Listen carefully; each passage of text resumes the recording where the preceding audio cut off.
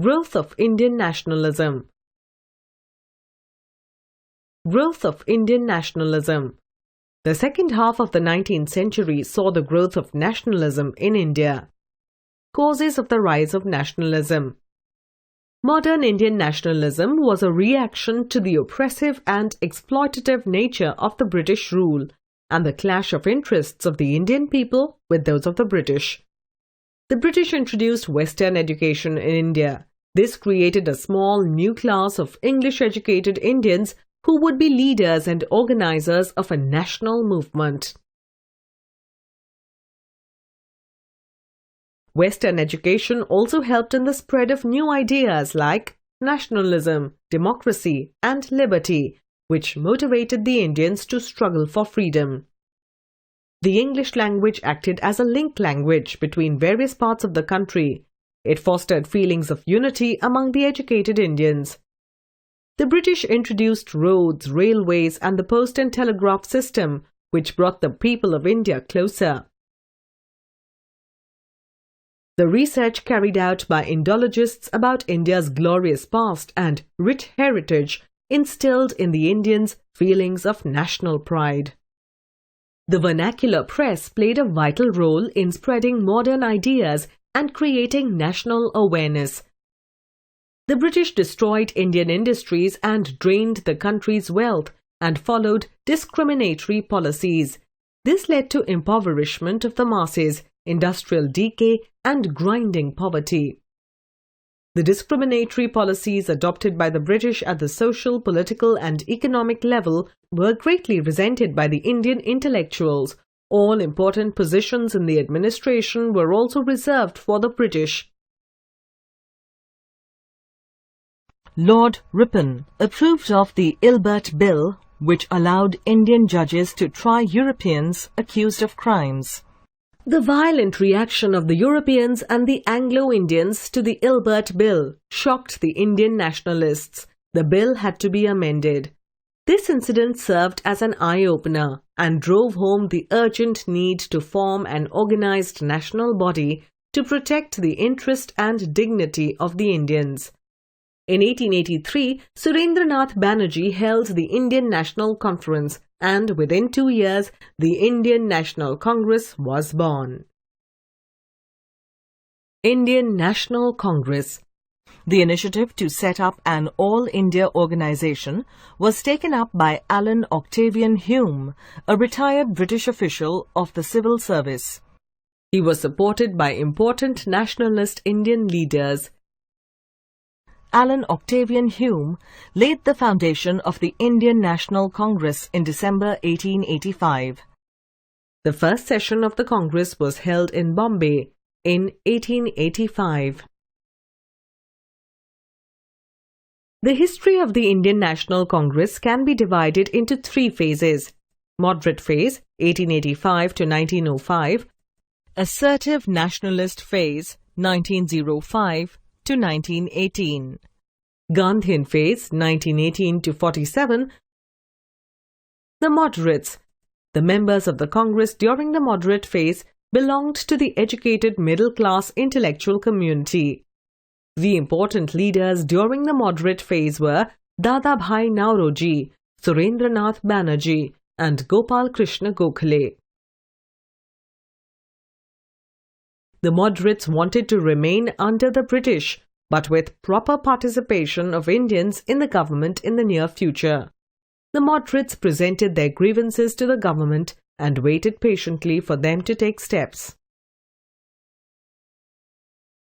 The Assertive Nationalists. The transition in the national movement marked the beginning of the second phase of the national movement. It was known as the Assertive Nationalist phase, which was led by Bal Gangadhar Tilak, Lala Lajpat Rai, Bipin Chandra Pal, and Aurobindo Ghosh. The Assertive Nationalists had no faith in the constitutional methods of the Moderates, which had failed to yield desired results. They wanted immediate freedom. From a platform for conducting debates, the Indian National Congress transformed into a regiment of freedom fighters. Bal Gangadhar Tilak knew that the British would never concede to the demand for Swaraj without a struggle. A more assertive method of active opposition to the government would have to be adopted. The assertive nationalists realized that Swaraj could only be achieved through a political, anti-government agitation and with the involvement and support of the masses.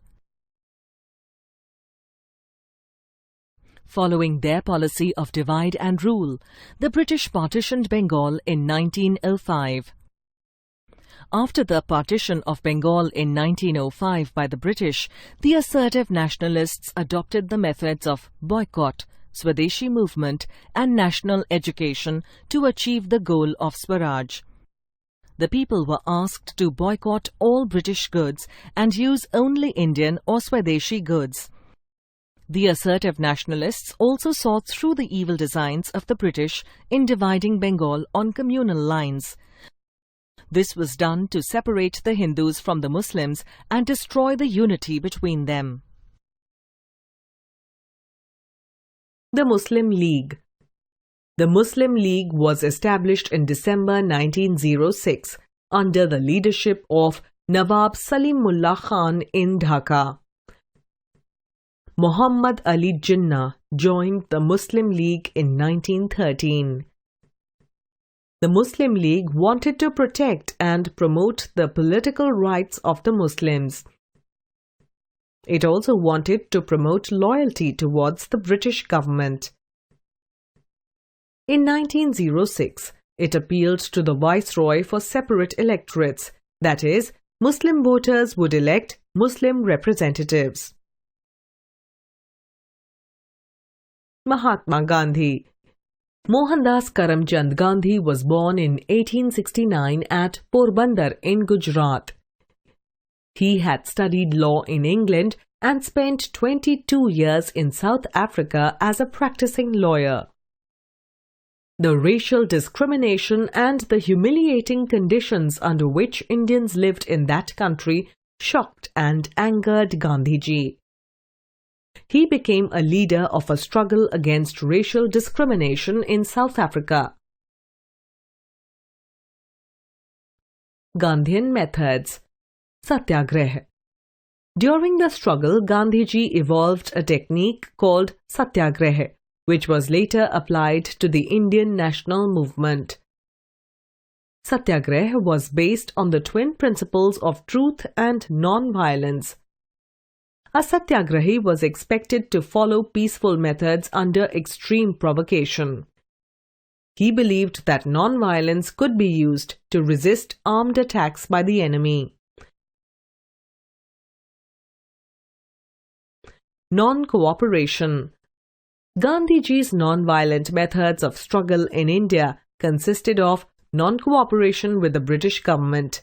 This included peaceful demonstration, defiance of unjust laws, boycott of British goods, the use of charkha and khadi to promote self-reliance, non-payment of oppressive taxes, mass movement. Gandhiji promoted Hindu-Muslim unity. Under his leadership, the Indian national movement was transformed into a mass movement. He championed the cause of the lower castes, whom he called Harijans. Gandhiji returned to India in 1915 and was involved in the national politics. During the World War years, Gandhiji encouraged Indians to support the British government in hope of getting home rule after the war. By 1919, Gandhiji had become the center stage of national politics and had become very popular among the masses.